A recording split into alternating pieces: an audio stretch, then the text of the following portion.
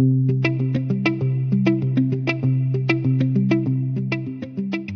everybody, and thank you for joining us back here at CBLT's channel. We're, of course, sitting here once again with Peter, and he has some really exciting results for us today. But first off, Peter, how are you and the Flamingos doing over there? Flamingos are good. Last time was cufflinks, you might recall, and I thought we'd go less formal this time. I purchased this shirt in Australia a couple of years back in Melbourne. Wonderful, wonderful. I dig the shirt. Like I said, we're going to match up our style one of these days here. But tell us about these results, these lithium results, and kind of explain them to people and what they really mean. So let's go back into history. After World War I, the world was short of tin. It was known that there was tin in southeast Manitoba, so many people went drilling there. This particular property, the property next door, did not have tin, but it turns out it had tantalum.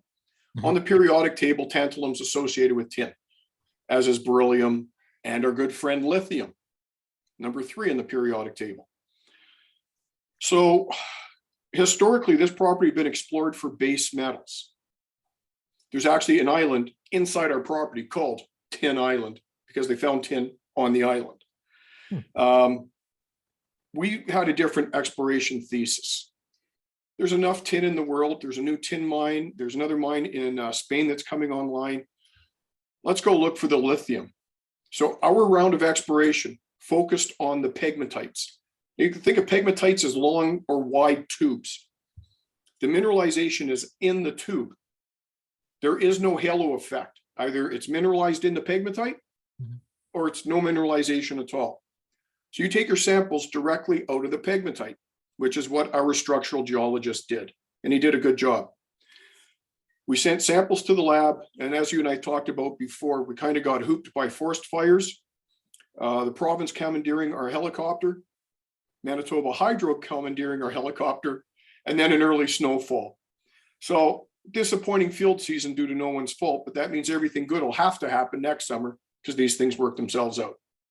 So that's the background for the results. This was the maiden exploration program for lithium and the other rare earths we could find at Shatford Lake. Now, somebody in your crowd is going to say, Peter, lithium's not a rare earth. That person would be correct. But like scandium, it often gets lumped into the rare earth pile. Scandium is not a rare earth. I think it's 21 in the periodic table, so it's 2 rows low. But often you see them talked about together.